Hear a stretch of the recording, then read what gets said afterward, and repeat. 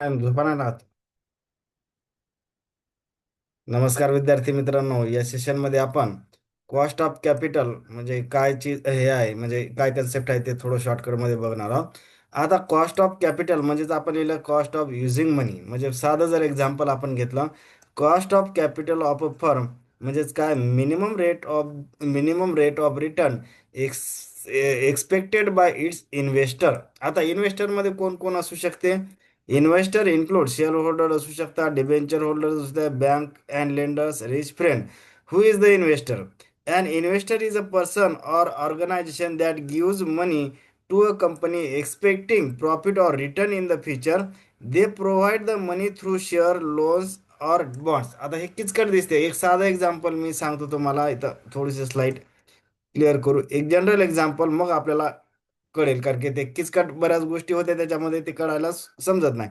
Simple daily example. For example, you borrow 1000 from a friend and promise to return.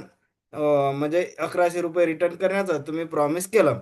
आता बघा, extra RS 100 हे काय झालं की कॉस्ट ऑफ कॅपिटल झाली. आपण किती त्या मित्रांनी, म्हणजे त्या मित्राला तुम्ही किती 100 रुपये एक्स्ट्रा दिले. आता because it is the cost of using his money. ती 100 रुपये जे आहे ते कशासाठी दिले, की त्याचे आपण 1000 रुपये वापरले, त्यासाठी जे काय दिली, तर त्याला कॉस्ट ऑफ कॅपिटल म्हणतात. फॉर एक्झाम्पल बघा इथं, की 1000 रुपये ते झालं इन्व्हेस्टमेंट, मनी गिवन. ठीक आहे. आता नंतर आपण किती दिले त्याला? 1100 दिले, म्हणजे 10% रिटर्न झालं ना. रिटर्न और इंटरेस्ट, त्यालाच आपण काय म्हणलेलं आहे? Cost of capital. आता इन्व्हेस्टर कोण झाला इथं? इन्व्हेस्टर हा फ्रेंड तुमचा इन्व्हेस्टर झाला, आणि तुम्ही कोण झाले? बारोवर किंवा इथं कंपनी. म्हणजे आता आपण जे काही डेफिनेशन बघितली इथं बघा. हां, थोडंसं क्लिअर करतो मी. हा, मिनिमम रेट. बघा आता, आपण काय बघितले? कॉस्ट ऑफ कॅपिटल म्हणजे काय? कॉस्ट ऑफ युझिंग हिज मनी. म्हणजे आपण ते 100 रुपये जे होते ना, तर त्याला कॉस्ट ऑफ कॅपिटल म्हणले, कारण की त्याचे आपण 1000 रुपये वापरले होते, तर त्याच्यासाठी जे काही एक्स्ट्रा 100 रुपये दिले, त्याला इथं कॉस्ट ऑफ कॅपिटल म्हणायचं.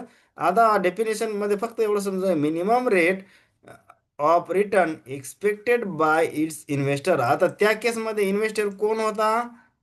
तुमचा फ्रेंड हा. इथं बघितलं ना आपण, की तो इन्व्हेस्टर होता. हा जो काय इन्व्हेस्टर म्हणजे काय झालं, की फ्रेंड इन्व्हेस्टर होता, तर त्याचं मिनिमम एक्सपेक्टेशन किती होतं, की 10%. म्हणजे काय झाली ती त्याची कॉस्ट ऑफ कॅपिटल 10%, म्हणजे 100 रुपये. आता बघा, हा types of cost of capital. आता बघा, कॉस्ट ऑफ डेप्ट असेल, कॉस्ट ऑफ इक्विटी आहे, weightage average. Cost of capital म्हणजे WACC. कॉस्ट प्रेफरन्स शेअर असेल.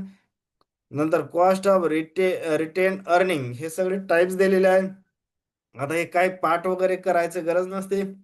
जर असे काहीतरी 3-4 ऑप्शन दिले, तर ते सगळे टिक करायचे. आता काही मेमोराईज होणार नाहीत, किंवा बऱ्याच गोष्टी पाठ होणार नाहीत ना. त्याच्यामुळे जर ऑब्जेक्टिव्ह एक्झामचं एक वैशिष्ट्य असते, की फक्त तुमच्या नजरी घालून गेले पाहिजे, बरोबर ते रिकॉल होते. म्हणजे तो टॉपिक मिनिमम तुमच्या डोळ्यासमोरून जरी गेला ना, तर तरी ते ऑप्शन आपल्याला बरोबर क्लिक होतात. म्हणजे आपण काही चूक करणार नाही. नंतर बघा, why cost of why cost of capital is important. हे काय इम्पॉर्टंट असते? Helps in investment decision. आता येथे चारच दिले म्हणून चारच असणार आहेत का? तर नाही. याच्यात काही जरी आलं तरी आपण ते सगळे करेक्टच. म्हणजे त्याच्यामुळे हे काही पाठगीट करायची काही गरज नसते. म्हणजे हे काय फक्त एक नजर फिरवायची, पण असं काही मेमोराईज वगैरे करायची गरज नाही. यातलं कुठल्याही गोष्टी किंवा याच्या व्यतिरिक्त जर काही आल्या पॉझिटिव्ह सेन्सनं, तरी ते आपण करेक्ट करत असतो. नंतर हा एक थोडासा महत्त्वाचा कन्सेप्ट आहे याच्यामध्ये, अपॉर्च्युनिटी कॉस्ट इन इकॉनॉमिक्स. आता बघा, अपॉर्च्युनिटी कॉस्ट कशाला म्हणायचं? Opportunity cost is the value of the next best alternative that give up Wien you choose one option. आता नसेल समजलं तर खाली एक एक्झाम्पल आपण सिम्पल घेतलं. अपॉर्च्युनिटी कॉस्ट कोणाला म्हणायचं? What you give up to get something else. For example, आता बघा, हे जर डेफिनेशन समजत नसेल तर एक साधं एक्झाम्पल दिलं.